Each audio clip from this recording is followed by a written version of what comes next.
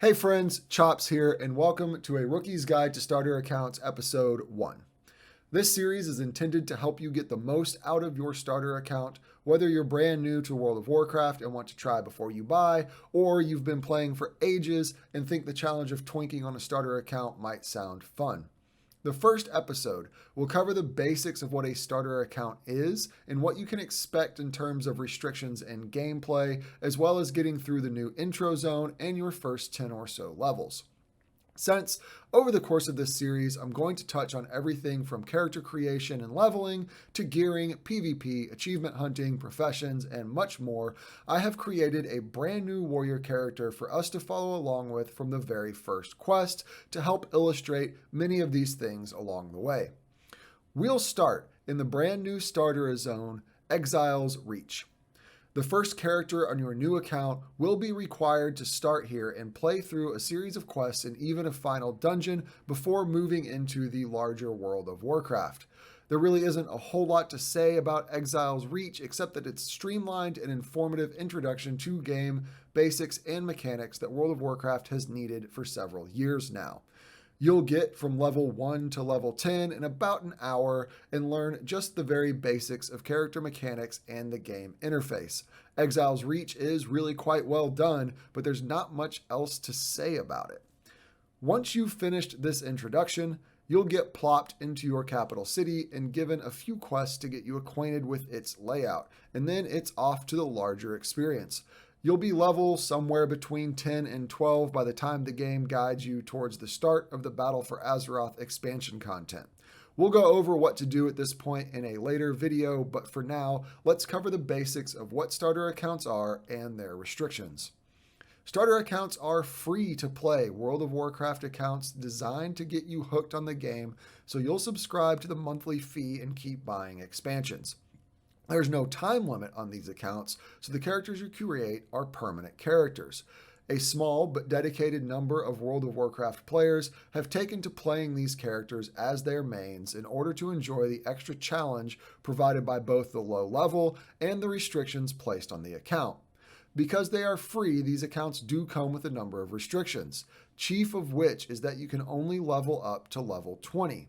From there, a number of other restrictions exist to protect you from exploiting these free accounts. You can only carry 1,000 gold, you can't trade with other players, and outside of instances and Battlegrounds, you can't really communicate with them either. You can't use the mail system or the auction house, you can't join or create guilds, and you can't do pet battles. There's probably a couple of others that I'm forgetting, but those are the big ones. Some of these restrictions come with what you can consider secondary restrictions. For instance, we aren't formally restricted in terms of garrison upgrades or collection totals, but there's simply some stuff out there you can't afford with only 1,000 gold, and you can't do at only level 20. More important than what we can't do, however, is all the stuff that we can do. Thanks to the level squish of Shadowlands and the worldwide zone scaling that's present in most of the game, level 20 characters have access to a huge amount of content. With the exception of a few zones here and there, we can do most of every expansion. There's some dungeons we can't do. Heroic dungeons and raids are level locked higher than level 20, but if I had to give you a ballpark figure, I'd say you get anywhere from 75% to 90% of any given expansion, except Cataclysm, of which you get nothing for some reason. But anyway, that is a ton of content. Starter accounts also have access to many PvP battlegrounds like Warsong Gulch, Twin Peaks, Arathi Basin, Eye of the Storm, Silvershard Mines, and more. Traditionally, PvP is a huge draw for the twink community, so this is a pretty big deal. We can also do arenas and of course participate in open world PvP. With all of this being available, achievement hunting is a large part of the draw for starter account gameplay, and some dedicated folks are already pushing over 14,000 achievement points. It's often best to think of starter accounts not as low-level twinks per se, but rather as level 20 characters that have and pursue their own endgame. This is one of the big appeals of the free-to-play lifestyle.